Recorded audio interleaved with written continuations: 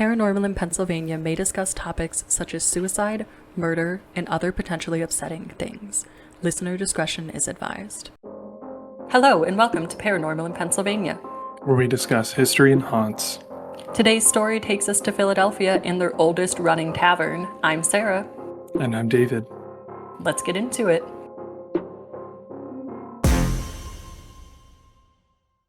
Today is a very special episode because we have our personal and podcast friends, Horror Hour with the Hannas here. They have a podcast where they review horror movies.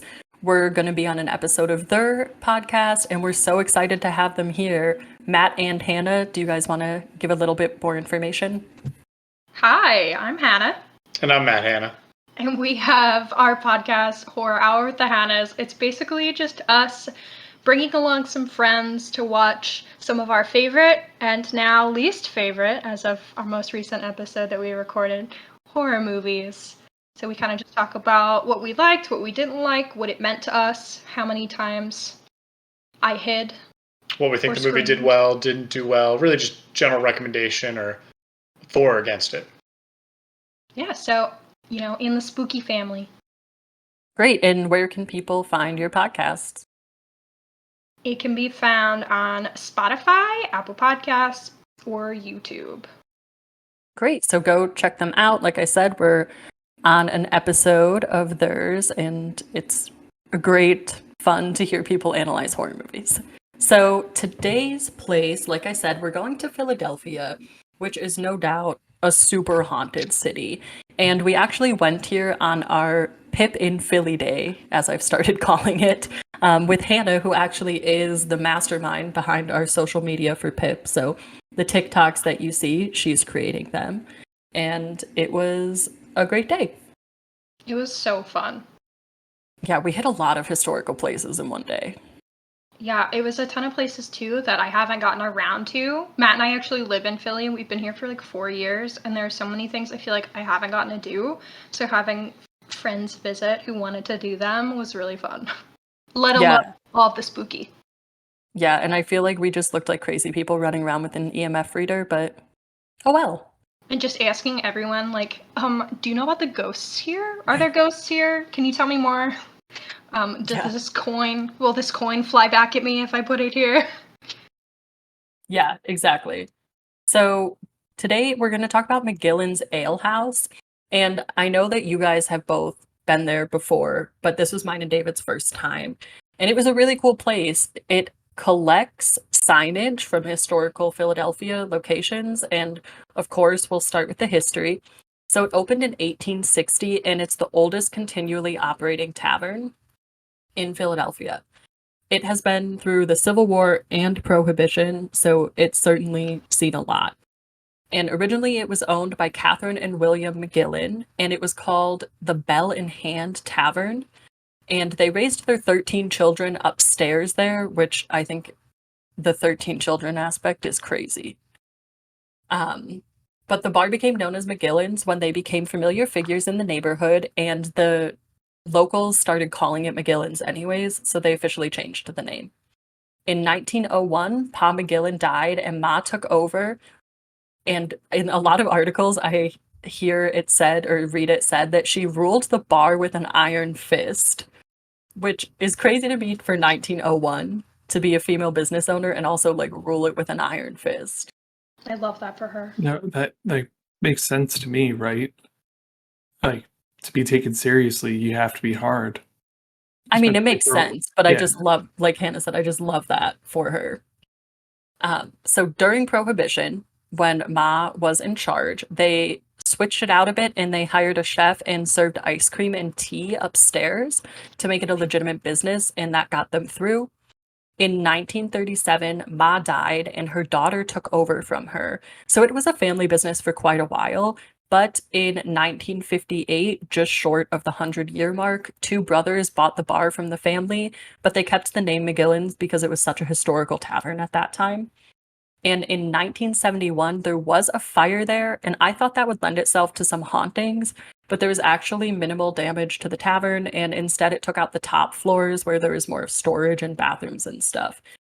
finally, it technically changed hands in the 90s, but it's within the same family. It just went from, like, I think uncle to niece or parent to daughter. So basically the same owner, really only two or three families that have owned it in its, 170-year history, if I can math. So really incredible. Definitely a landmark of Philadelphia. So now what we're all here for, the ghost stories. And I know that Hannah has so many, and feel free to jump in, Hannah, as I'm going through, because I'll start with what we heard specifically from our waitress when we were there, because it's always the best idea to ask the people that work there. So we heard from our waitress that the basement is haunted, and she said she didn't even want to go down there. Now, if I remember correctly, you said you heard from other staff more details about the basement. I just read somewhere that someone died in the basement. And, like, who knows how accurate that is, because it was on such a brief search. I just thought that was so funny that she was talking about how she was scared in the basement, and then to have looked it up and been like, oh yeah, that's because someone passed there. Yeah, I did see somewhere that Pa might have died in the basement, Yeah, I think that's what I saw. but it couldn't be confirmed. Yeah, and I think that she even mentioned something like that it was Pa, but she also mentioned that she does not like to go upstairs at all. I didn't Yeah. either, from towards my closing. experience. Now you couldn't get in the basement here at all, right? No, you're No. not allowed No. in. Interesting. They wouldn't even like let you. You can do a Well, tour or anything. We also, they don't do tours. Oh, I know, that but I'm aware just saying, I of, but wasn't we sure if also you could- weren't like, hey, can we go into your like inventory in the Well, basement? maybe we got to go back. We're Yeah, like, you gotta go back.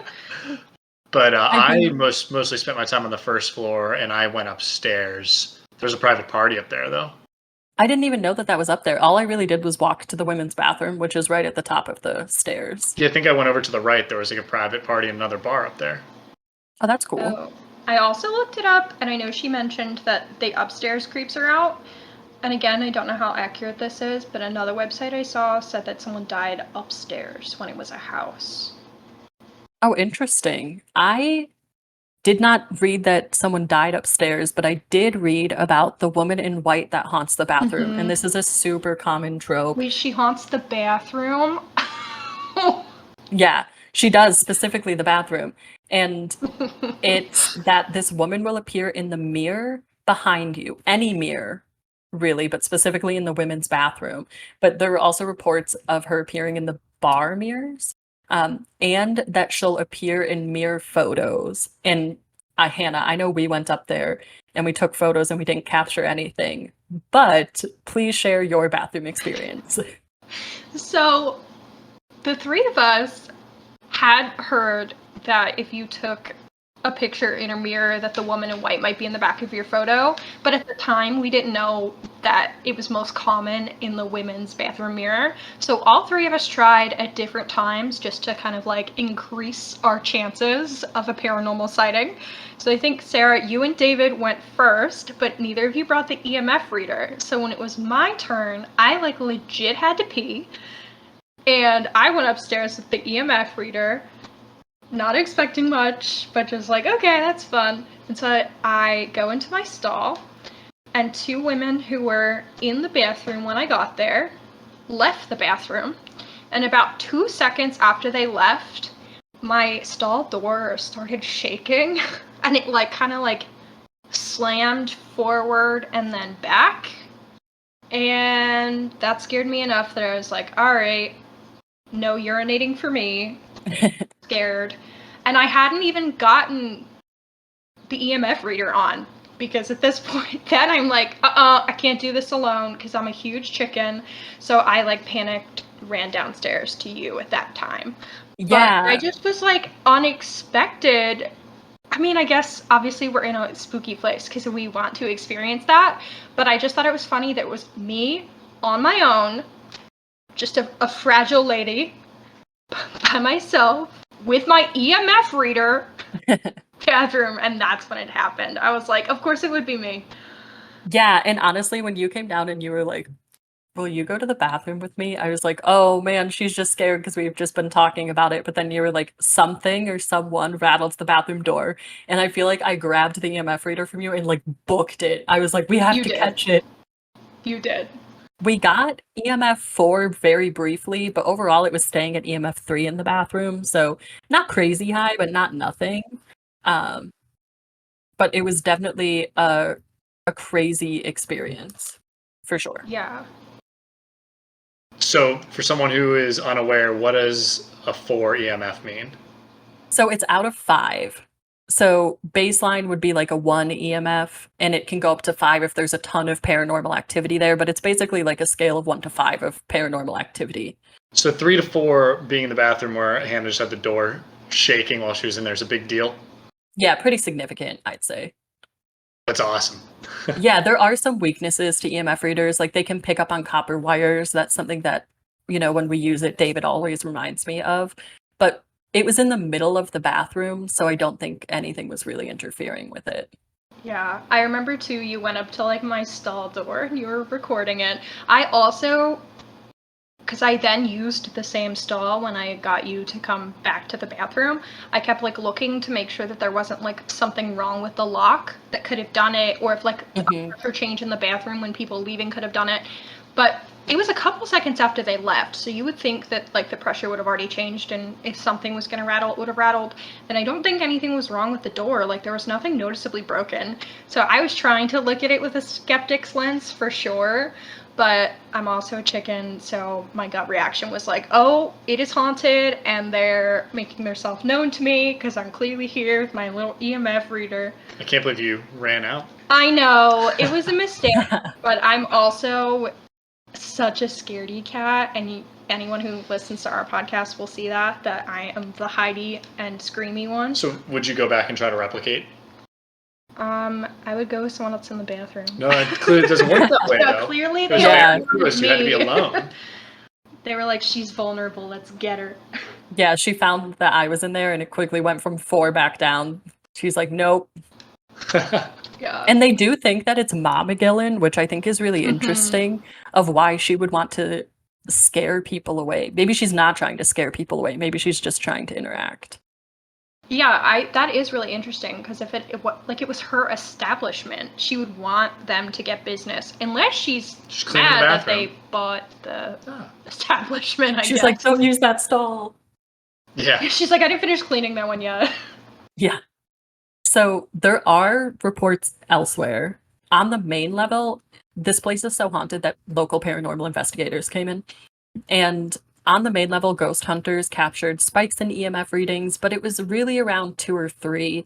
And as we said, there can be a bit of interferences. They specifically cited that the 3 readings were close to electric lines and water lines. So they didn't give a ton of credence to this, but you could take it or leave it. I didn't get above 1 sitting on the main floor, and we didn't really have paranormal experiences on the main floor.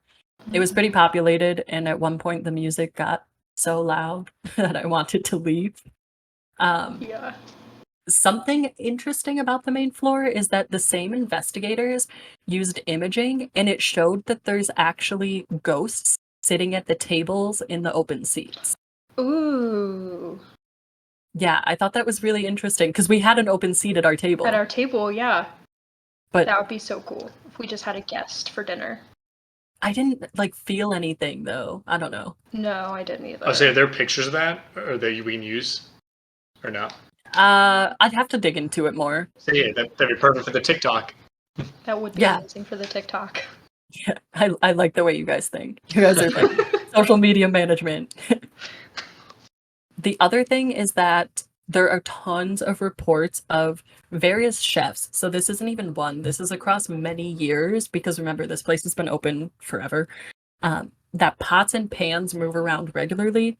Sometimes they're stacking more, that they're stacking them, and sometimes it's just getting messy, which I think is interesting. Some staff say they don't even want to go in the kitchen, and other staff report that you can see specifically shadows of Ma in there. Ooh, I would not love that. Yeah, obviously we can't go in the kitchen, but I know you also brought that up to me, Hannah. You were like, someone said that there's stuff in the kitchen. Yeah, I was sad. Part of me really wanted to be like, can I just like take a peek, please? Anything funky? Well, if this episode blows up, we just have to go back. There we Yep. go. I can say, hey, we want to come in the kitchen. We're doing an All you can do is actual ask, right? investigation. A lot of times I do ask because we have business cards. So I say, I have a paranormal podcast and I'm here with my EMF reader, which I feel like is pretty legit. I'm not just some random person, but I don't know. I was nervous here.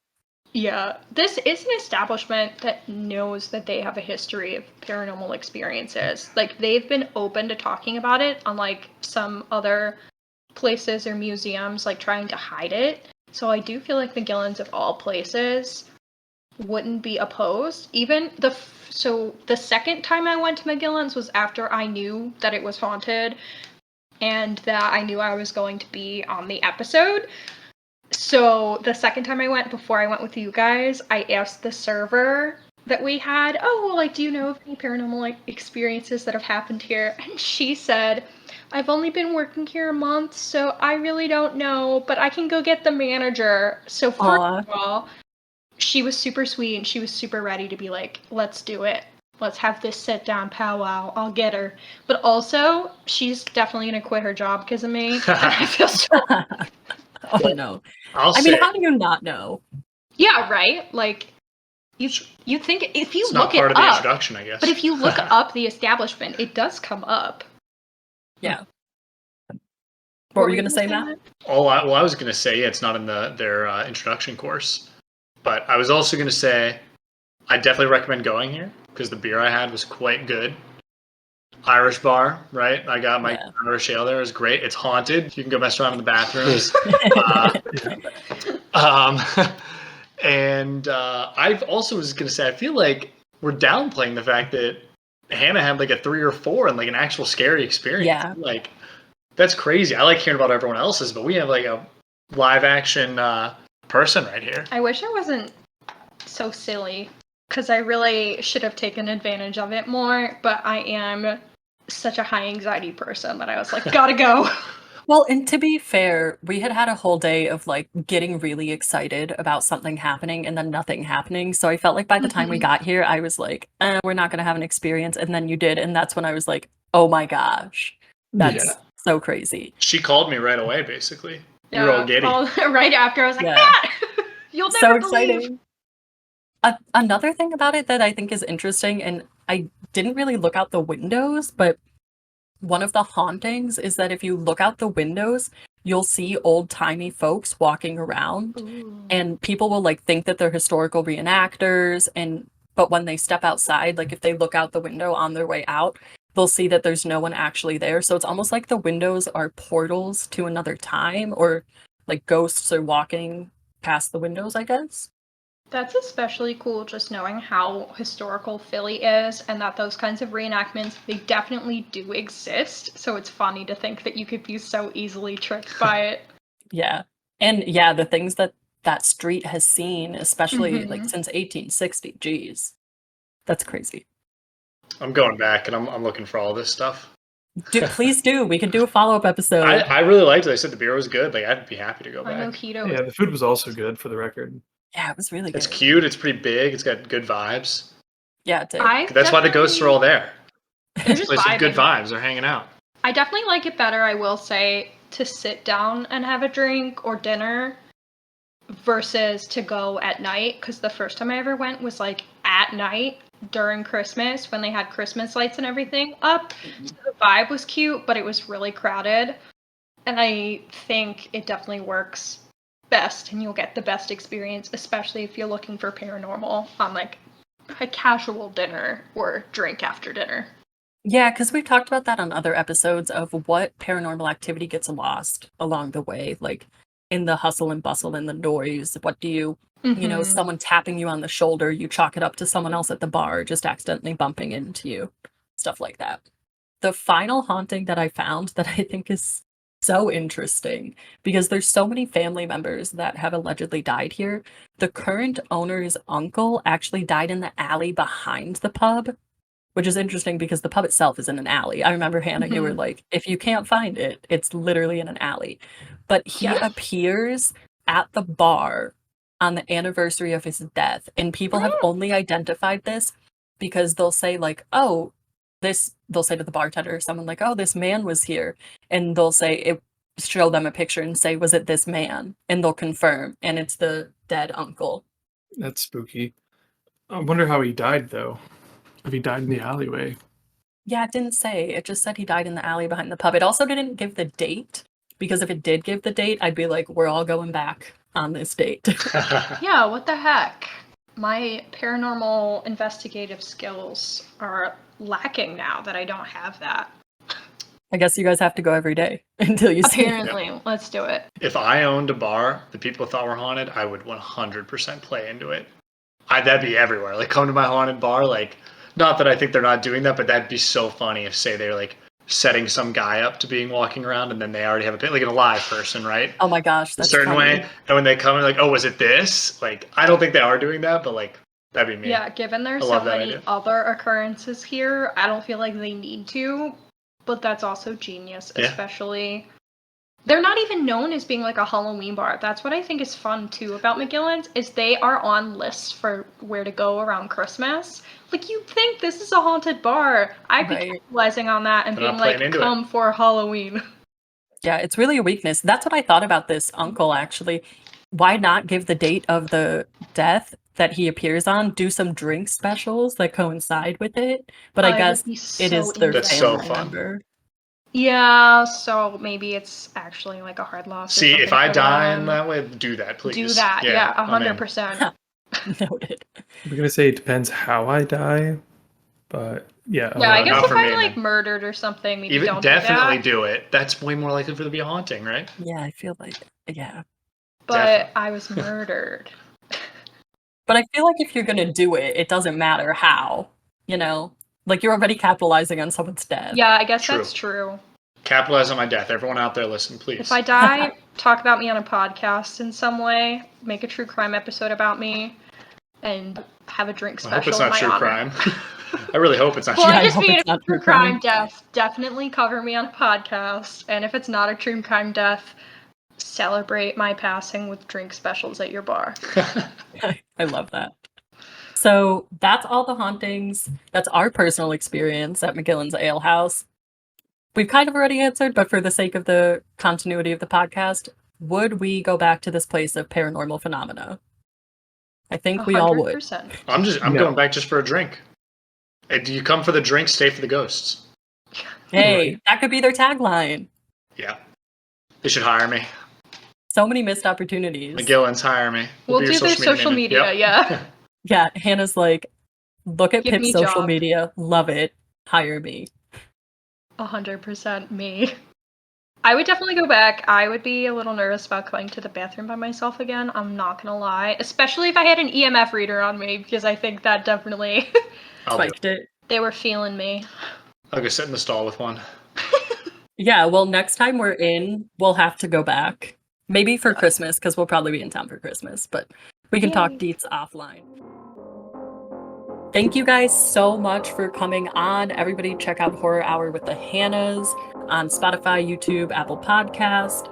Hear the reviews of various horror movies. And other than that, stay spooky, my friends.